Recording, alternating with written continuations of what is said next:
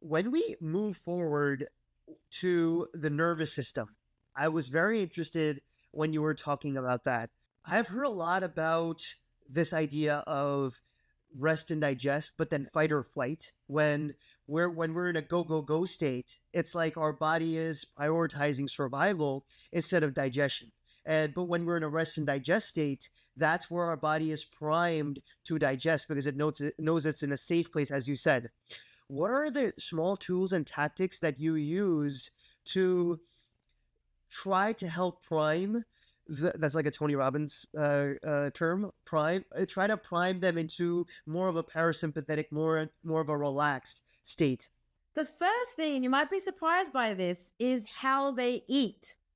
Right? People probably think I was going to say something like meditation, but how you eat is so important. And so making sure we're switching to a parasympathetic state, rest and digest before we eat, can really skyrocket your digestion and your stomach acid production and, your enzyme production, so you can break down your nutrients effectively to be used in the body.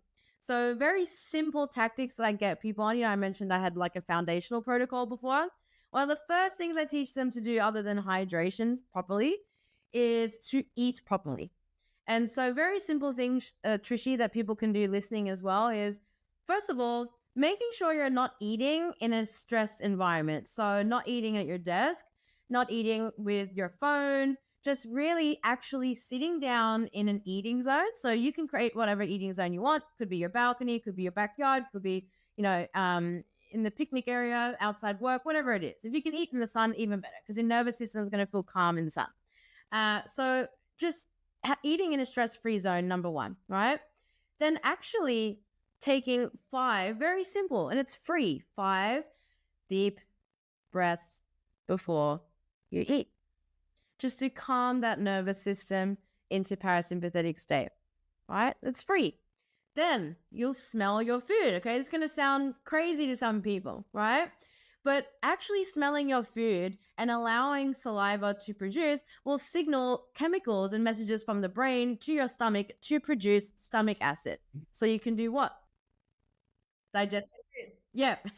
So just by simply smelling your food and allowing those chemical reactions to occur, right? Because we produce saliva for a reason. Why is that? Now you've just learned one of the reasons is to send those signals to the stomach so it knows we're going to eat, so the body can produce digestive enzymes and stomach acid. So smelling your food for at least 30 seconds, saying something that you're grateful for can also be a good habit to have with your meal, a prayer, whatever it is for you, to shift you into that parasympathetic state.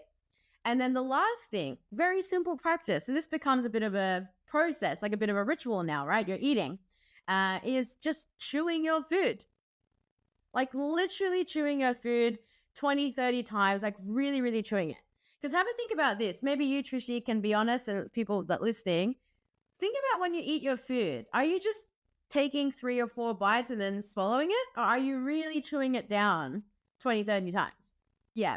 So those simple practices, and I like to say the word ritual is because ritual makes it, it's something that you look forward to that just becomes something that you do for yourself, right? It's a ritual that's benefiting you. So that is a very simple way to prime not only your digestion, but prime your nervous system through those mechanical processes that get switched off when we're doing the opposite of those things. Eating on the go, eating at your desk, eating stressed, not taking breaths before you eat, scoffing your food down. All right, so that's a very simple way that you can support your nervous system, but also your digestion. I think there's a crazy study, Trishi, that says you can produce up to 40% more stomach acid just by doing those practices, in particular, smelling your food, chewing your food. That's crazy. Love it. Love it.